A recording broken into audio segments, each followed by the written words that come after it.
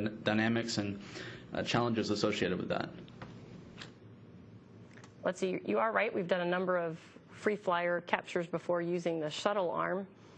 Some of those instances are kind of similar to what we have with HTV. In terms of the challenges, when the vehicle arrives at the capture point, it's controlling with its thrusters, so it's very well controlled. And then the crew takes it to free drift, which means we shut off all of its thruster systems and it's just drifting.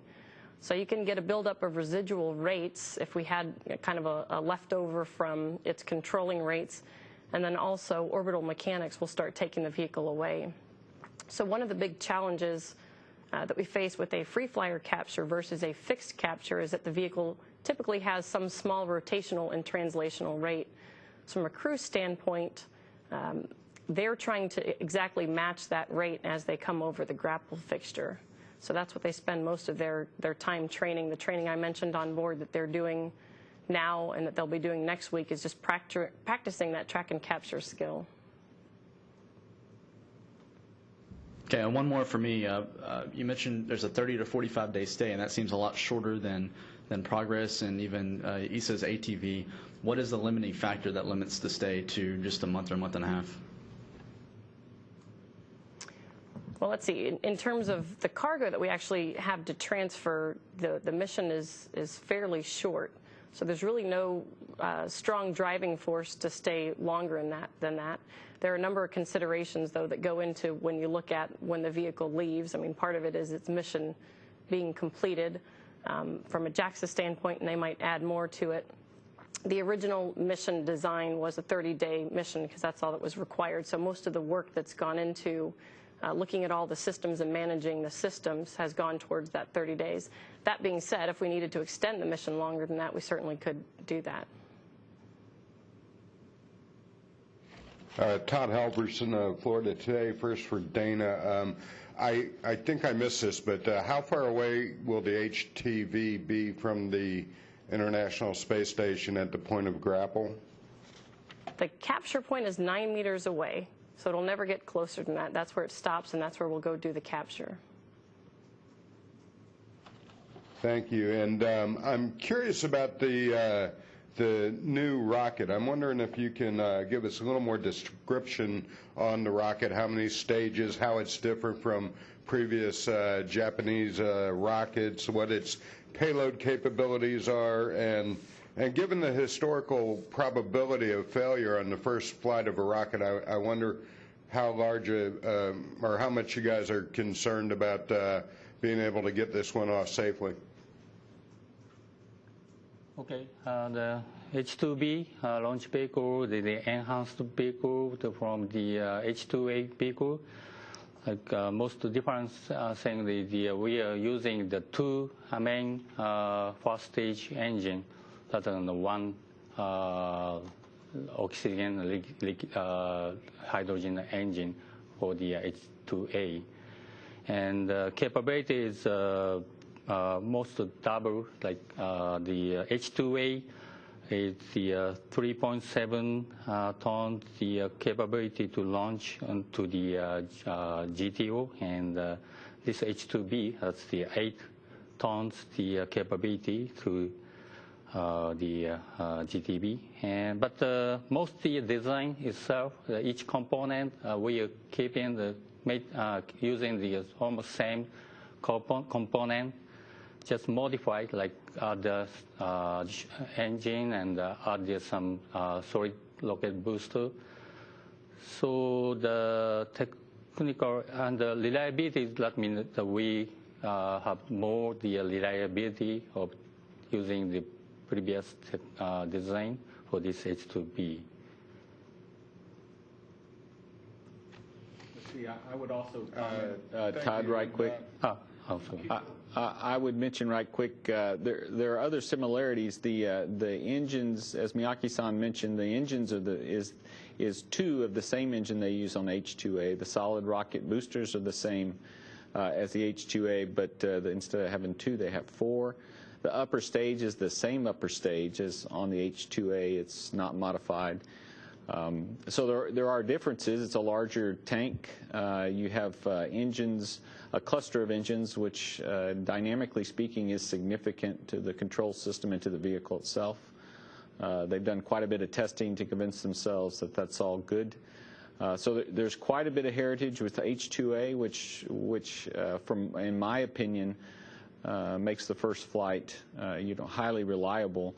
There are significant differences in the systems, but I personally, in watching their test program and analysis work they've done, have a high degree of confidence in its ability to be successful. Thanks very much, Mike. And you mentioned that there would be 7 launch opportunities in this 20-day period. I'm wondering if you can collaborate on the turnaround activities that would be required and how much time there would be in between launch attempts. It sounds like a back-to-back attempt might not be in the cards. You want to answer that, Miyake? You want me to? Miyake-san, you want to answer that? You want me to? I couldn't catch the question. Let's see. The way it's set up is it takes about 72 hours, so there's about 3 days between launch attempts. That has to do with a number of things. The largest ones I would mention is getting what I refer to as getting the range, and the other is the reloading the cryos due to how much can be on the Tanegashima Space Center at any one time. They don't keep a large amount of cryos. Plus, after they tank, they have to go back and roll back and check the insulation around the tank. So all of these factors, depending on when you scrub the launch, means it determines when you could go try again. So if we get tanked up and can't fly that day because of weather, then it'll take us, we'll have to go on day 3 to try to go launch. So that's basically the process.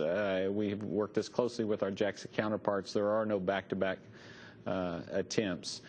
The time between an attempt, say on the 11th, if you found out on, say, the 9th that there was something going on, then they could probably go get the 12th. But as far as going all the way up to the launch day, it's pretty much the 3rd day down that you get your next attempt. Thanks. That's real helpful. And this one's for Mike also. If the U.S. commercial cargo capability, for whatever reason, did not come along as fast as NASA would like after the retirement of the shuttle fleet, I'm wondering if NASA could procure additional ATVs or HTVs, whether ESA and JAXA have a manufacturing capability to provide more than one per year on either of them, and whether NASA could take advantage of that if need be in the future.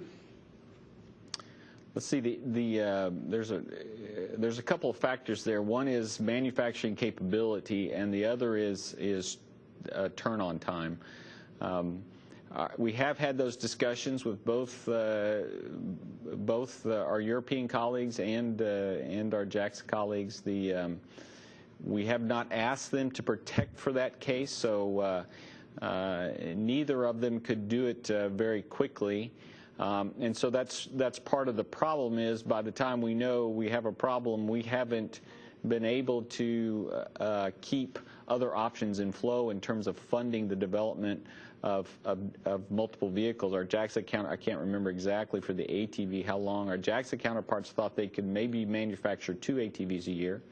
They plan on flying about an ATV a year. So in that specific case, if we asked in enough time and had the funding, we could bring additional HTVs on. I'm certain the European colleagues could do something similar, but they're in a little different situation. They've pretty much procured all of the vehicles for between now and 2015 obligation, so I suspect it takes a little more time to get them turned on. So unfortunately, as a program, we don't have funding to protect all of those options. And so we do not today have either of those cases in play. Now, I will tell you that we've gone to great lengths to try to have enough upmass in the 2010, 2011 timeframe that if the vehicles slip a bit, we'll be able to do largely the